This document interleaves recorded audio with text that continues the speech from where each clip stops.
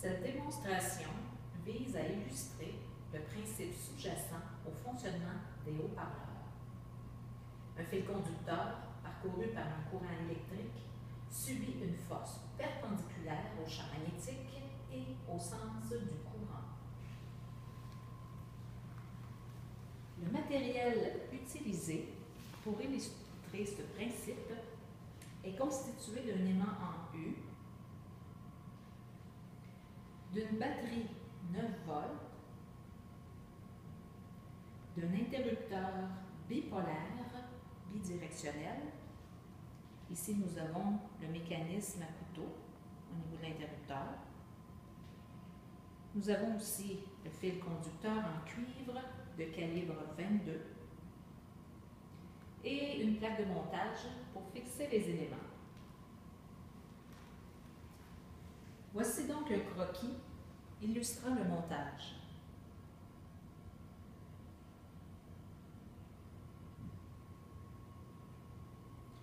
Le branchement de l'interrupteur est effectué de manière à permettre un changement du sens du courant dans le fil conducteur. L'interrupteur est fixé afin de faciliter la manipulation.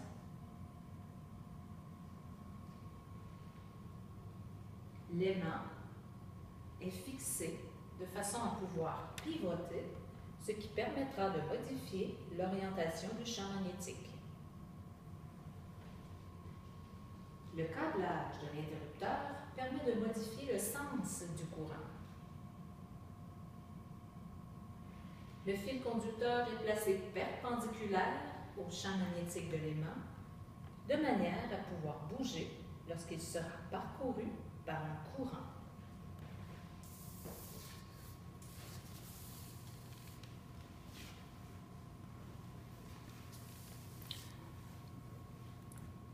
Lorsque l'interrupteur est en position verticale, aucun courant ne circule dans le fil.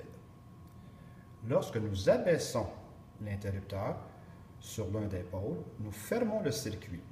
Le courant se met à circuler et le fil subit une force perpendiculaire au champ magnétique vers le haut dans le montage actuel. Lorsque nous abaissons l'interrupteur sur l'autre pôle, le sens du courant est inversé et le fil subit une force toujours perpendiculaire, mais de sens contraire, cette fois-ci vers le bas. En inversant le sens du champ magnétique, en faisant pivoter l'aimant,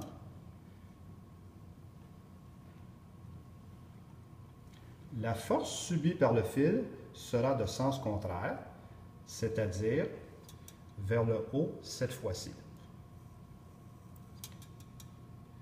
Cette démonstration illustrait le principe sous-jacent au fonctionnement des haut-parleurs.